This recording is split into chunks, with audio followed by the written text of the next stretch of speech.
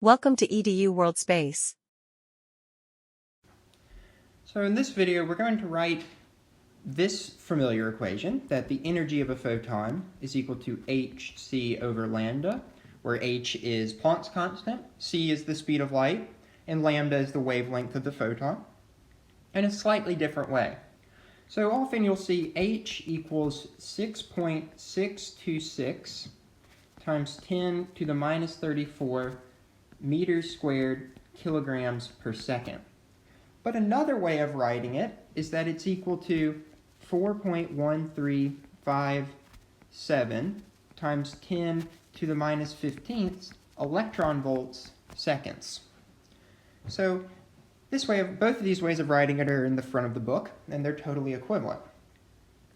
But we can also write this in terms of nanometers rather than in terms of meters. So C is equal to 3 times 10 to the 8th meters per second. But since in every meter is equal to 10 to the 9th nanometers, we can also write this that C is equal to 3 times 10 to the 8th times 10 to the 9th nanometers per second.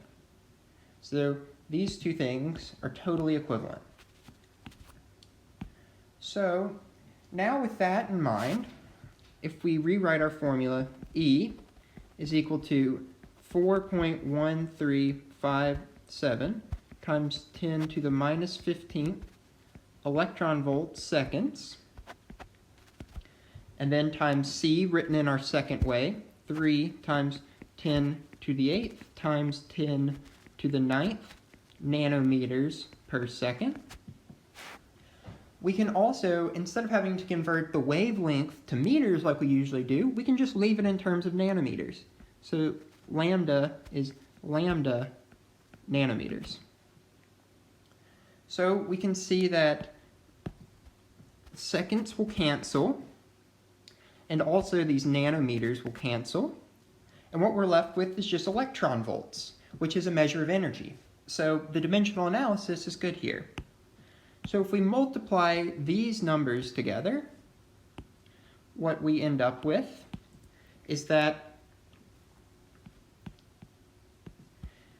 E is equal to 1.240 times 10 to the third electron volts times nanometers over lambda, where we measure it in nanometers. So if you're told that lambda is 480 nanometers, don't write that as 480 times 10 to the minus 9th meters. Just write 480 right here. So once again, we can see we're just going to end up with electron volts. So this is a good measure of energy.